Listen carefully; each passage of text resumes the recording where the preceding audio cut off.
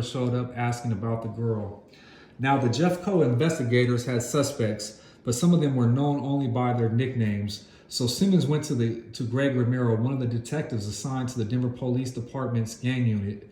Romero identified Zigzag as 23-year-old Samuel Mercy Quintana Jr., aka Zigzag, along with 23-year-old Francisco Martinez, aka Pancho, 24-year-old Daniel Martinez Jr., aka Bang, and 22-year-old David Warren, also known as Baby G.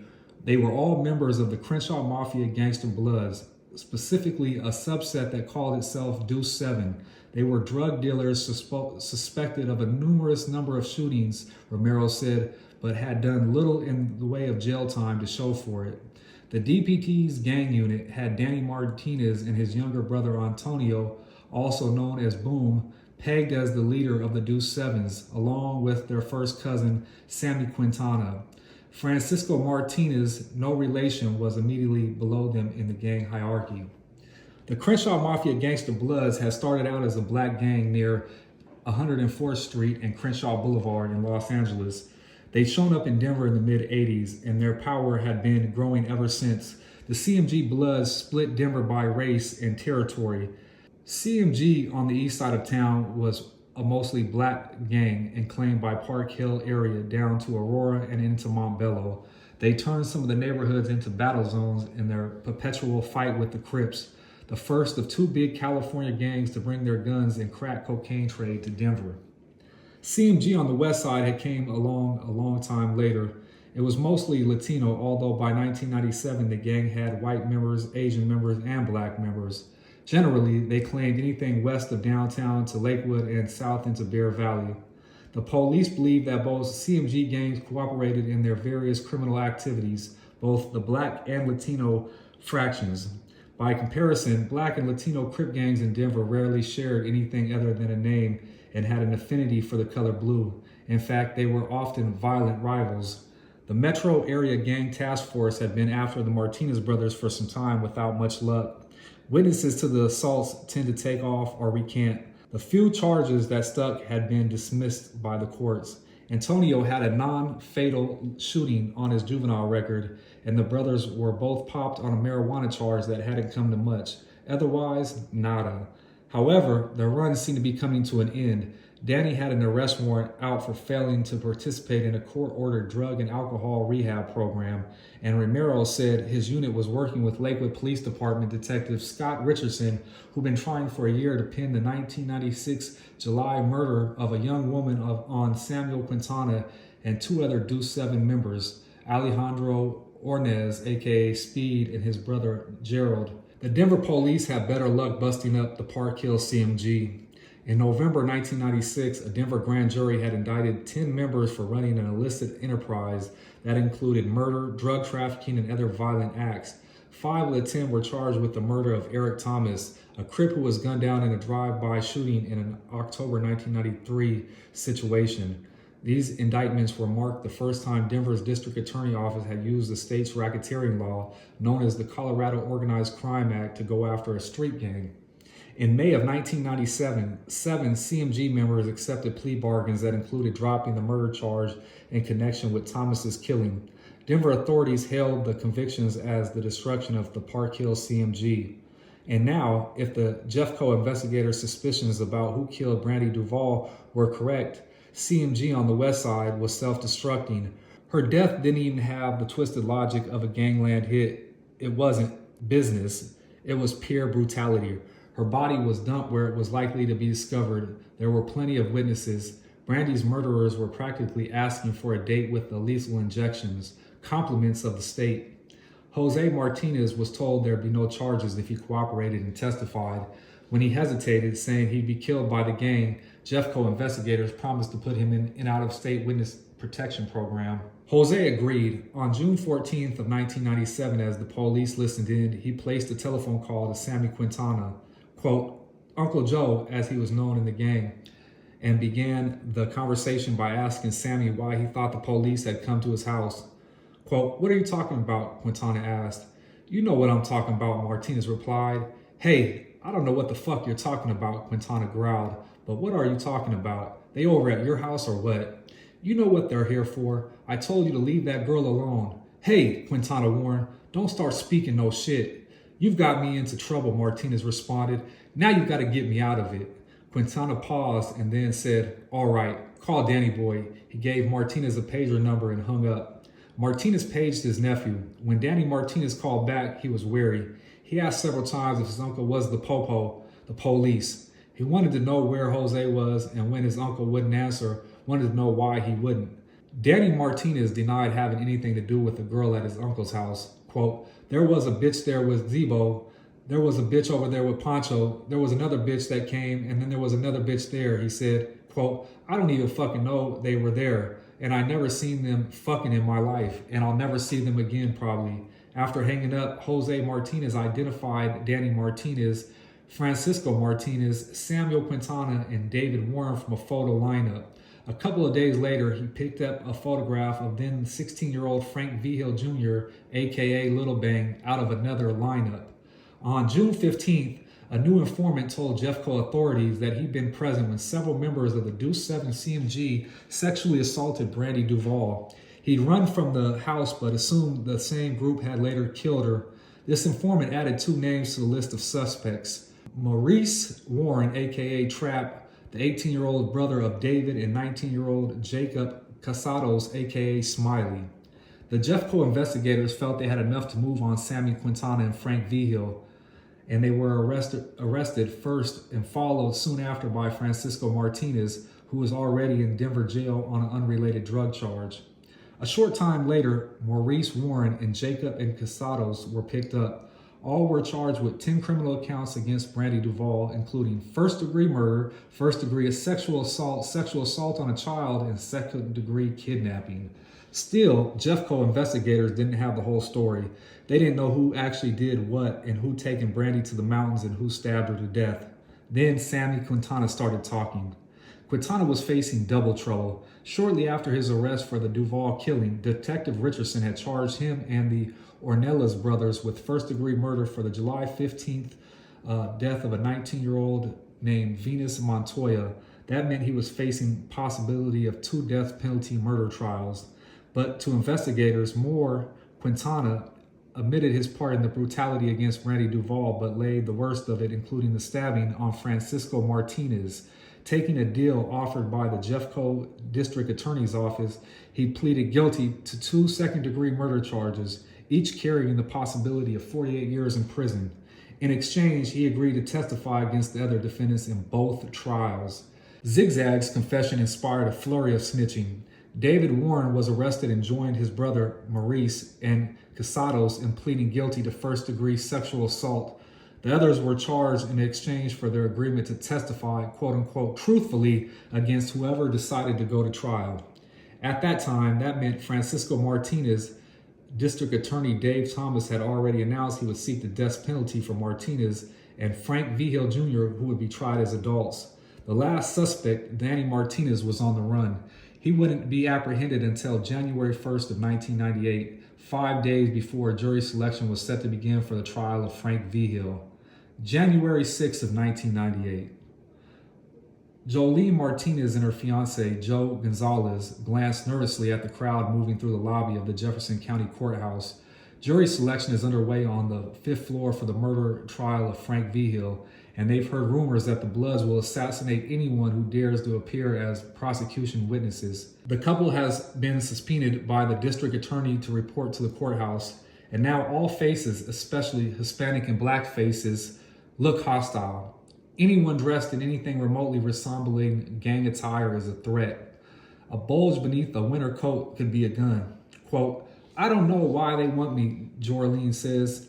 My daughter was there that night, staying with my dad, but she's only 10 and she didn't see nothing or hear nothing.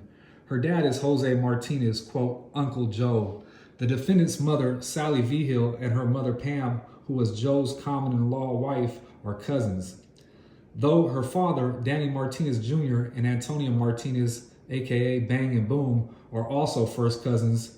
Making the whole thing even more complicated, Danny's father, Danny Sr., used to live with Sally Vigil and helped her raise, quote-unquote, little Frankie, the 16-year-old now on trial for murder.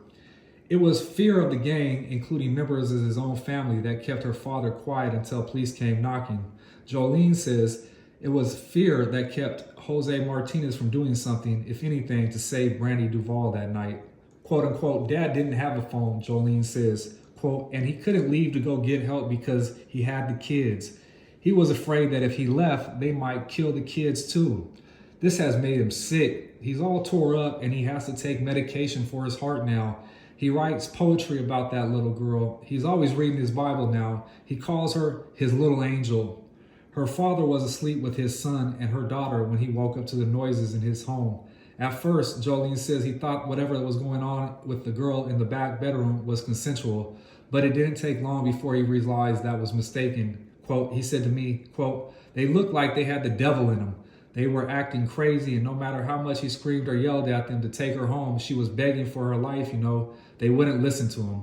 Like animals, Joe Gonzalez agrees. Nobody thinks much about it when these guys in gangs kill each other. They even think that they're like soldiers fighting for each other in their hood, only now they're killing civilians. There's no honor. It's sick. Killing children. Quote, at first, Jolene interjects, I just wanted to blame drugs. How else can you explain what they did to that little girl? They just tore her up. But they don't do drugs. They get drunk and smoke some weed, but nothing like cocaine. They sell that, but they don't do it. Jolene finds it all upsetting. She has known Frank Vigil Jr. since he was a little boy. He was a good little boy, very cute, she remembers. He's still a little boy, but I hadn't seen him for years, and when I did, he was dressed in gang clothes. She had known Danny Martinez all of her life. Everybody liked him, she says. Even when he got older and came over to my house, he was respectful, polite. You never know he was in a gang. He was always over at my dad's, who was like another father to him. But I think the money changed Danny. All the money from selling drugs. He always had wads of cash he'd throw around.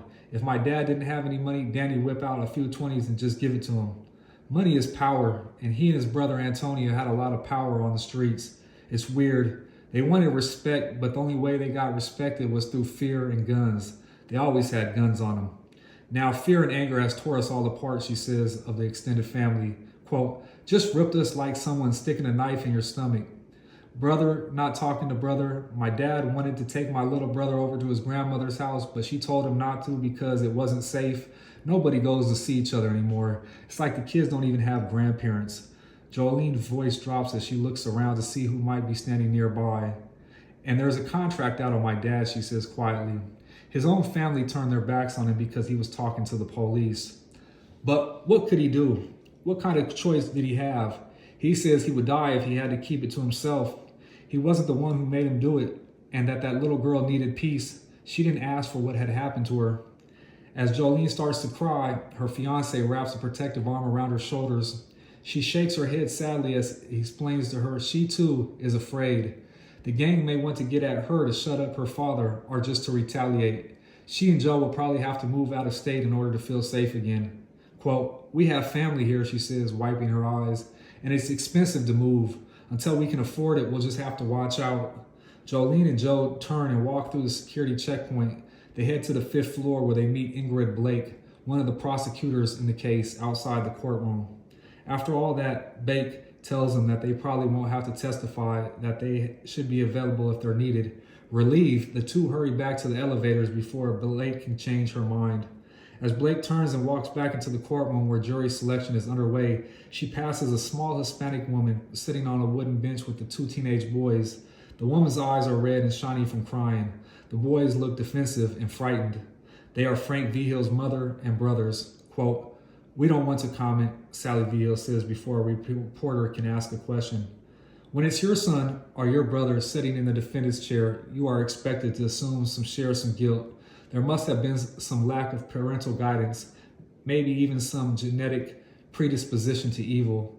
Everything about the trial reinforces that guilt. While members of the victim's family are comforted by victim advocates, given pillows to ease their time on the hard benches, you're left on your own to sit and stare at the back of your son or brother, lost in the private thoughts.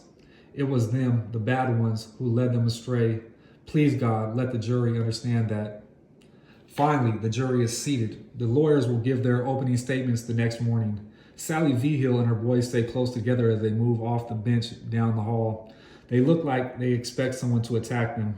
By the time Teresa gave birth to Antonio 2 years after Danny Jr., the old neighborhood was beginning to lose its charm.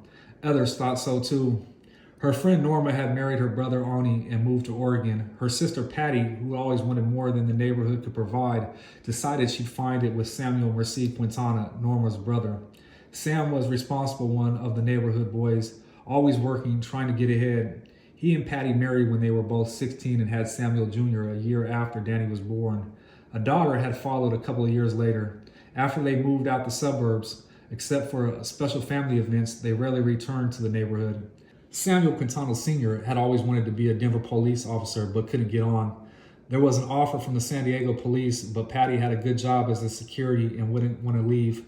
So he took a position with the Denver County Sheriff's Department as a deputy at the jail. Not everyone left the area around 27th in California, though. Sally stuck around and married Frank Vigil. All of Teresa's other friends were married and or pregnant, and they'd go over to the playground at 25th and Stout and push their kids on the same swings they played on themselves just a few years before.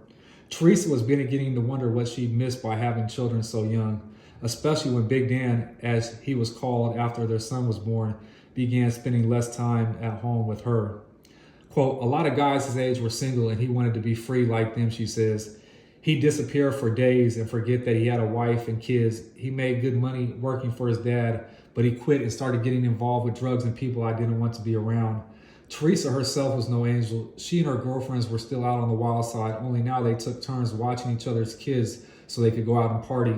Although Teresa and Dan Sr. had only fought twice, physically that is, and she was nearly his size and just as tough, they argued all the time. Teresa began to dream of seeing something more of the world. Raquel was 4, Danny 3, and Antonio 1 when the opportunity presented itself. She was 20 and working as a bartender at Lowry Air Force Base when she caught the eye of Sergeant Bill Rollins, a black airman. Off duty, he wore nice suits and alligator shoes and drove a nice white Monte Carlo. He was just plain jazzy. What's more, he loved her kids and he loved her. When he was reassigned to an air base in California, he asked Teresa to pack up the children and go with him. She agreed, and as soon as her divorce from Big Dan was finalized, they married. On the base, Teresa and the kids settled into a solid middle-class existence. She got a job cleaning houses and thought that at last she'd lost that wild streak. Bill was a good role model for the boys. Honest, hardworking, well-read, and he loved having sons, taking them fishing, camping, coaching their basketball and baseball teams. He was patient, especially with Danny, who could have frustrated Job the way he was forever taking things apart. Instead of getting mad, Bill would buy Danny toys that came unassembled and let him play with all the parts of his heart's content. Then he'd warn the boys, once we put it together, you better not take it apart. The children blossomed. Raquel was everything Teresa thought a good daughter should be, and she looked after her 2 baby brothers like a mother duck until they grew old enough to start looking after her. The boys' personalities were as different as the sun and moon. Danny was always up at first light, dressed and out the house before the rest of the family even decided to get up. He hated being indoors or cooped up. It made him nervous. He'd bite his nails and couldn't sit still. Danny was the athlete, always playing ball or some other game. He was a natural leader, the one picked to be the captain of his baseball and basketball teams. He needed to be around people, and other kids seemed content to follow his example. The boys wanted to be like him, and the little girls wanted to be near him. He was generous to a fault. If another child wanted a toy he was playing with, he would gladly hand it over. Antonio, on the other hand, was what his mother called stingy. He hated sharing his toys and found little girls bothersome. If he couldn't be with his big brother, he preferred to stay in his room with a pen and paper. Left alone, he would draw for hours. The kids were close. Danny was very protective of Raquel, and even though she was older, no one was going to hurt his sister and get away with it, and they were loyal. There was no better illustration of that than the Christmas Teresa took the kids to Coast Bay, Oregon to visit their sister-in-law, Norma. Her brother was away working on a crab boat, so it was just the women and their children.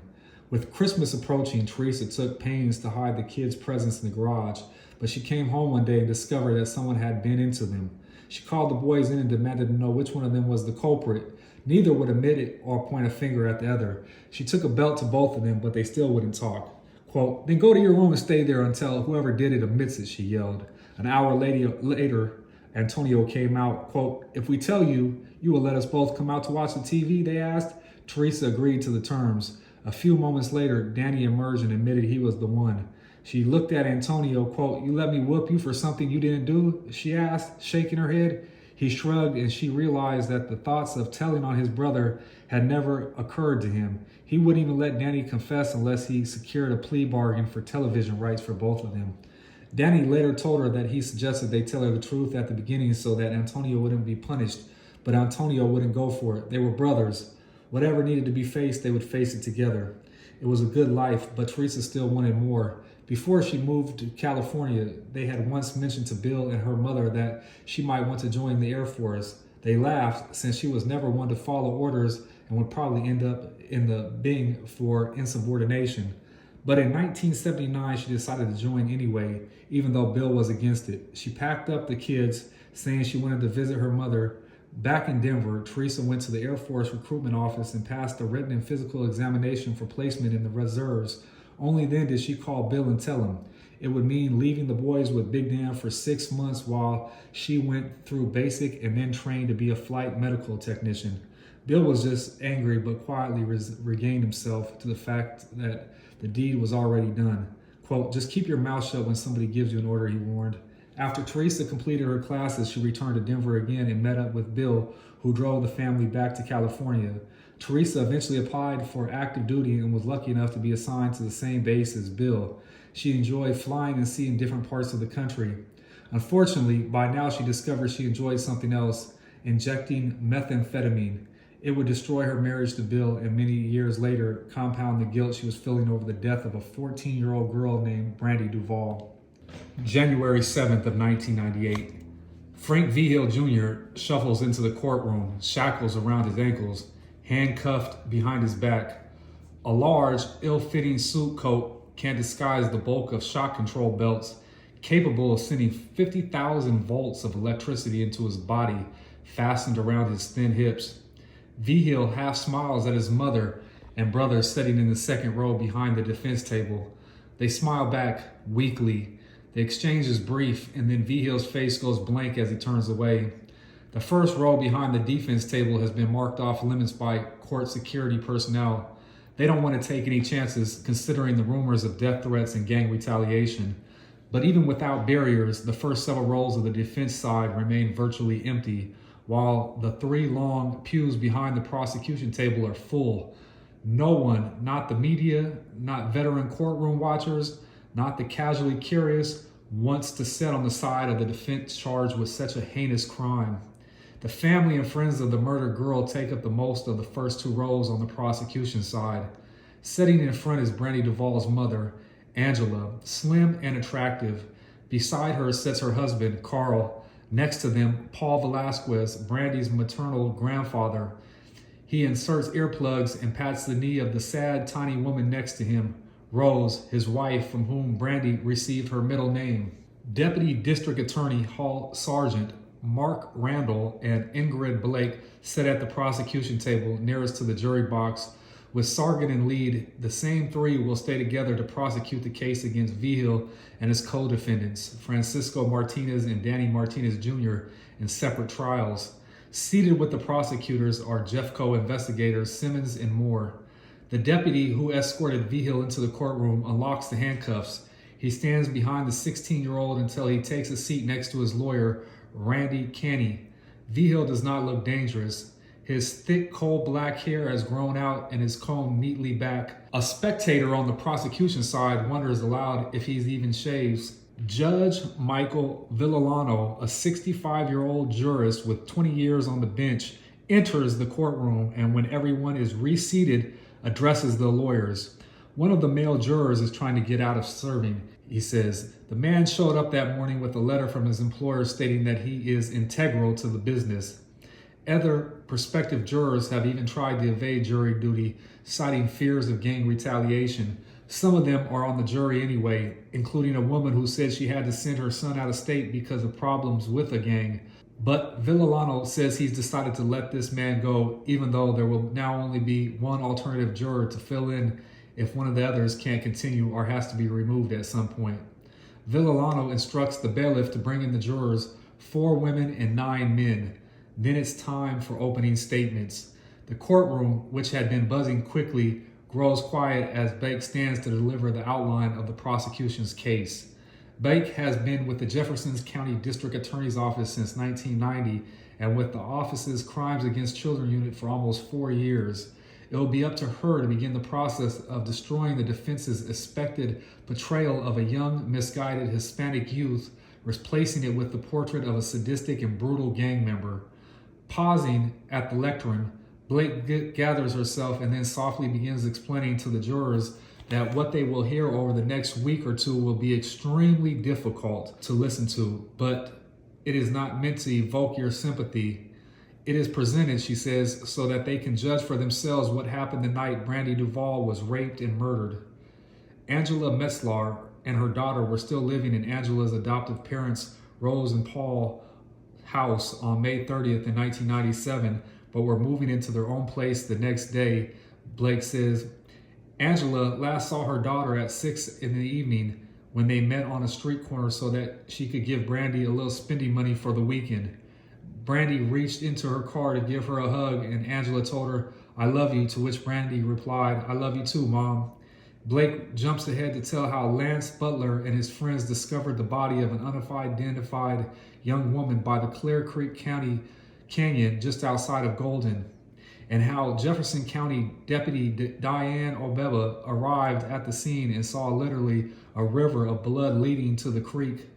Bake goes over Brandy's injuries, the stab wounds, the bruises, the bite mark, and the mutilation to her anus. The jurors are realizing what Canny meant during the jury selection when he said they would be shocked by the sheer horror of this case. They sat soberly through the depiction of Angela's frantic 2-day search for her daughter. Blake's voice strains as she describes the misery of a mother knocking on a glass partition at the Jefferson County Coroner's office, begging her daughter to wake up, baby, wake up, knowing that she would not. Small cries and sniffles can be heard in the spectator gallery, and even some of the jurors wipe at their eyes. Across the aisle, Canny looks impassively at Blake, as if listening to an interesting but not necessarily believable theory about the creation of the universe. Frank Vigil stares down at the table in front of him. Behind him, his mother bows her head. Blake knows that the jury will wonder why a 14-year-old girl was wandering the streets at midnight. So she explains that Brandy and Angela were more like best friends than mother and daughter relationship. The girl was independent and in control of her life and did not need a mother to take care of her. She was, quote unquote, street smart, and like most teenagers, she probably thought she was invisible. Brandy was no angel, Blake concedes. She drank alcohol, smoked marijuana, and snorted cocaine, quote unquote. But this case is not about her lifestyle, but the rape, torture, kidnapping, and murder of Brandy by, among others. The prosecutor turns and points at Vigil, who keeps his head down. This man, a member of the Deuce-Seven Crenshaw Mafia Gangster Bloods, known as Little Bang.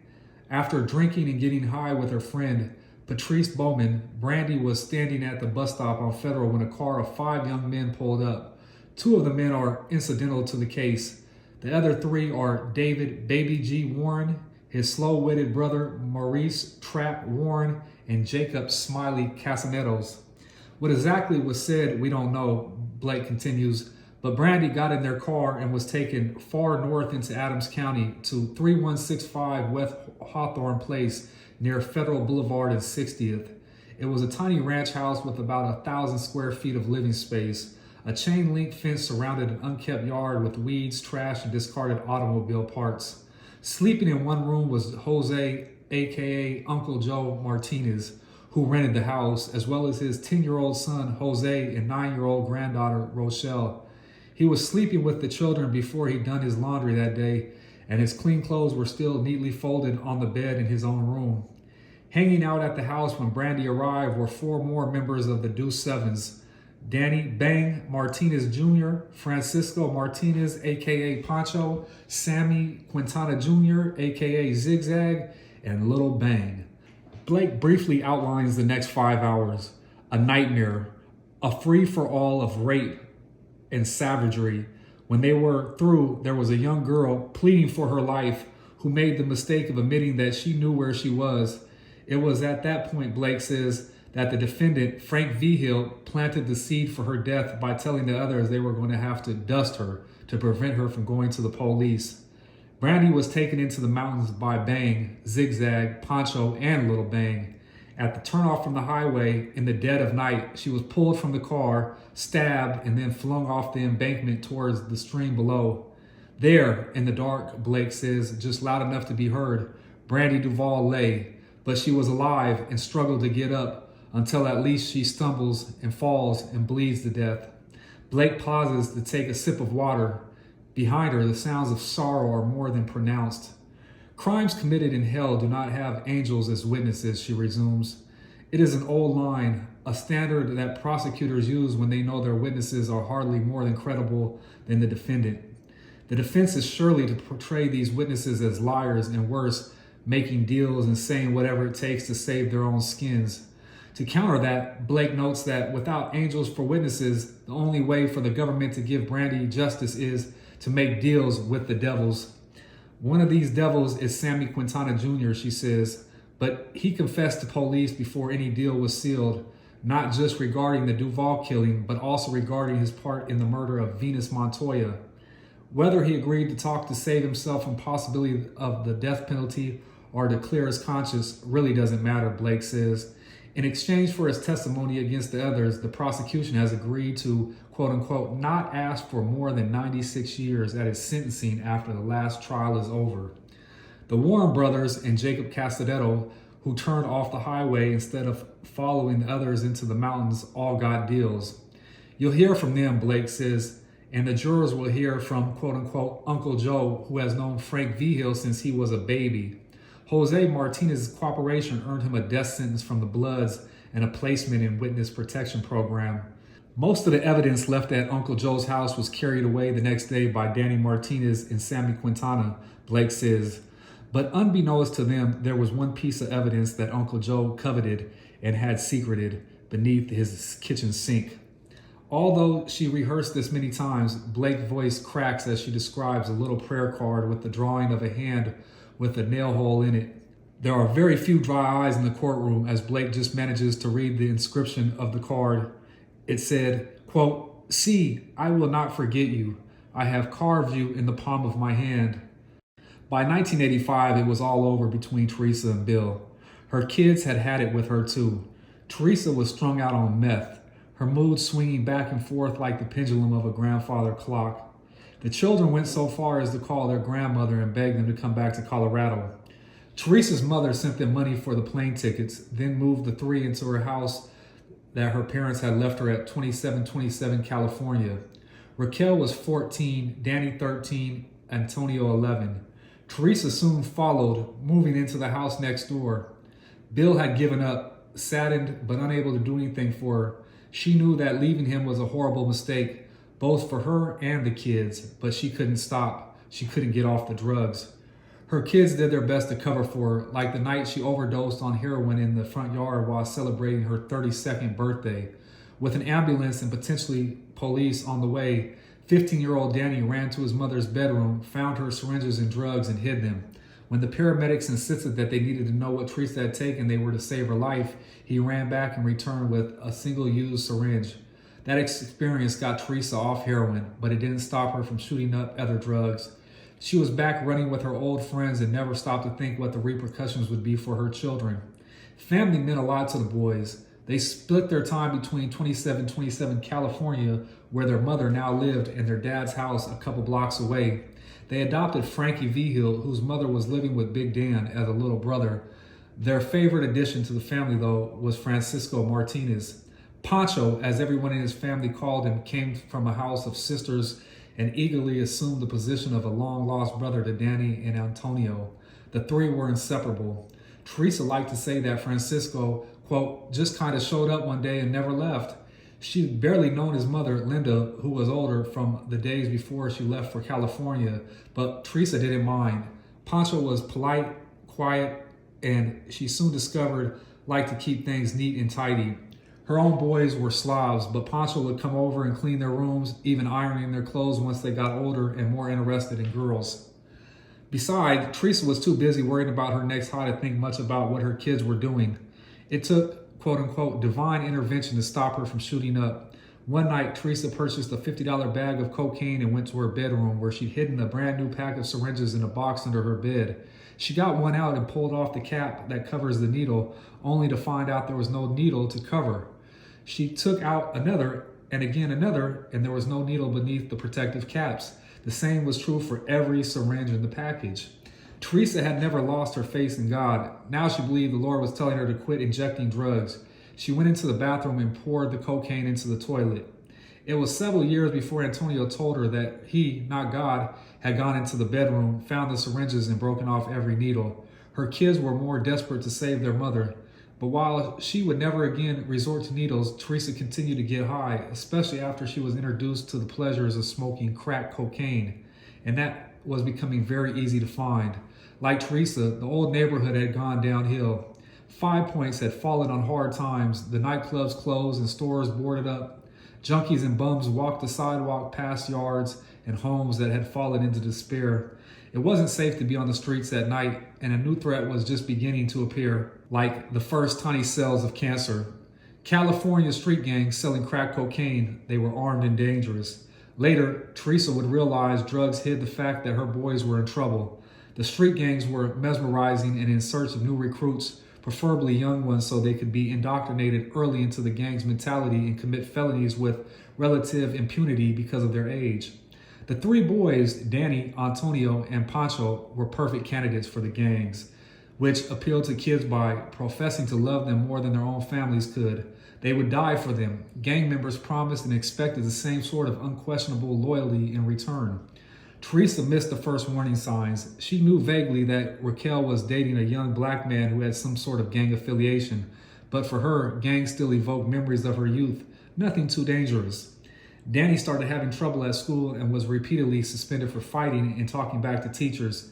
He'd never been a good student, but now every week he stayed home was a week he got further behind his classmates. And Antonio, who loved school and did well, complained that he was having trouble with some of the older kids in the neighborhood on his way to and from Cole Middle School. Finally, Teresa got a sign that even she couldn't miss. 14-year-old Antonio asked her, quote, "If we give you the down payment on a car, can you keep the payments up?" At the time, Teresa was working as a cook at a nightclub that a sister had opened. She often didn't get home till after 2 a.m. and the boys worried about her taking the bus that late. "Where would you get that kind of money?" she demanded. "Don't worry about where it comes from," he replied. "No," she said. "I don't want it if I can't understand where you got it."